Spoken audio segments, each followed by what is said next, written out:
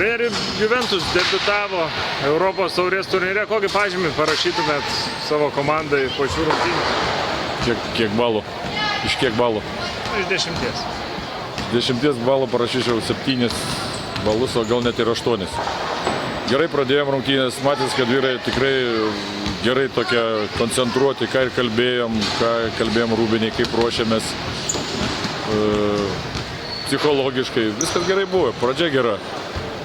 Tokie mobilizuoti. Aš galvoju, kad svarbiausia pralaimėjimo priežastis, kad mūsų pagrindiniam žaidėjim taip lyg tai jėgos ar sakysim, parakas baigėsi, sudrėko. Smulkios tokios klaidelės, rodo, čia nespėjai daryti, nespėjai kamuolį pasiimti, meta baudas, pasiima kamuolį, gaunam 3 taškus. Taip ir pabaigoju. Lyg tai čia turim pagauti kamuolį, nespėjom, Petrukonis su Sirena įmeta 2 taškus. O čia žaidimas vyko taškas į tašką. Taškas į tašką. Ir tokios tas klaidelės, ar sakyčiau, jos iššauktos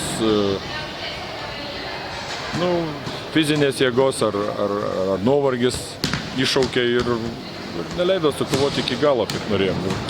Ir tie varžovo 2 tritaškiai čia, kur rodos nepaleidom, Želionis šoko 6 numeris, Dorbekas. Tokius, sakyčiau, darbinius, tokius sunkių momentų metimus pataikė. Tai va, 3 tritaškiais mažiau įmetėm, 9 taškais pralaimėjom. Juventus yra geriausiai dėl kamuolių kovojantį Lietuvos krepšinio lygos komandą, bet šiandien pralaimėt varžovom kovą po lenta. Kas tai lėmė? Nenoriu kaltinti taip tiesmukiškai, kad aukštaūgiai geriau žaidė ar dar kažką. Aš visą laiką sakiau, gynyba visą laiką turi būti komandinė ir dėl tų kamuolių turi kautis visi. Mes matėme ir pirmam kėliny praleidom ar 11 kamuolių per 2 kėlinukus pirmus ir nedideli žmonės atkovojo, o mažesni kaip tik. Bėgam lyg tai paskui kamuolį kažkur tai žiūrėti, atšoko kamuolys toli ir jisai ne mūsų. Tai, va čia gal pertuko koncentracijos, mes nesam dar tiek įgudę, kad reikia kautis visiems.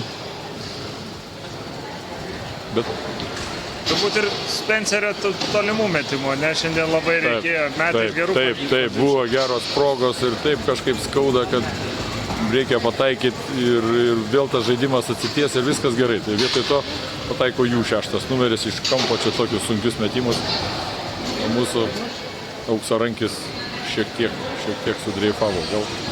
Gal per daug norėjo padėti, vis tiek mes sakėm, kad jis pirmą kartą dalyvauja ir Juventus, ir visi žaidėjai dalyvaujam pirmą kartą Europos tauriai. Sakau, gera tokia psichologinė koncentracija, bet gal ne visi gali išlaikyti.